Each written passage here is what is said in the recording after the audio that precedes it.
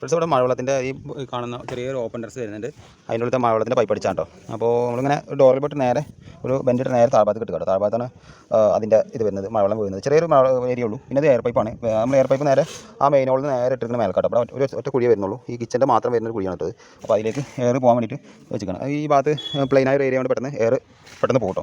ഞാൻ വന്നത് എന്താണെന്ന് വെച്ചാൽ വീഡിയോ വരാൻ കാരണം നമ്മളിപ്പോൾ ചെയ്യുമ്പോൾ ഇത് പണ്ടൊക്കെ ഞങ്ങൾ സ്റ്റാർ ബ്ലാക്ക് സ്ക്രൂ ഇട്ടിരുന്നത്. ആ ബ്ലാക്ക് സ്ക്രൂവിൻ്റെ സമയത്ത് കുറച്ച് കഴിയുന്ന സമയത്ത് ഇത് പൊട്ടിയിട്ട് പോരാൻ ചാൻസ് തുരുമ്പ് പിടിച്ചിട്ട്. അപ്പോൾ ഞങ്ങളിപ്പോൾ ഇടുന്ന കംപ്ലീറ്റും 1.5 ഇഞ്ചിൻ്റെ സ്റ്റീൽ സ്ക്രൂ കേട്ടോ.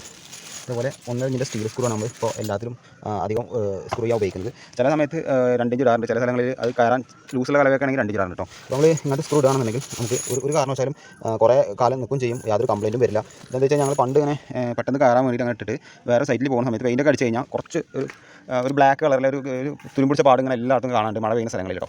അപ്പോൾ നിങ്ങൾ ഇതേപോലത്തെ സ്റ്റീൽ സ്ക്രൂ ആണെങ്കിൽ കാലകാലം നിൽക്കും ചെയ്യും, നമുക്ക് ഏതൊരു കംപ്ലയിൻറ്റും ഉണ്ടാവും കേട്ടോ. അപ്പോൾ അഭിപ്രായം മറക്കാതെ കമൻറ്റ് ചെയ്യാം.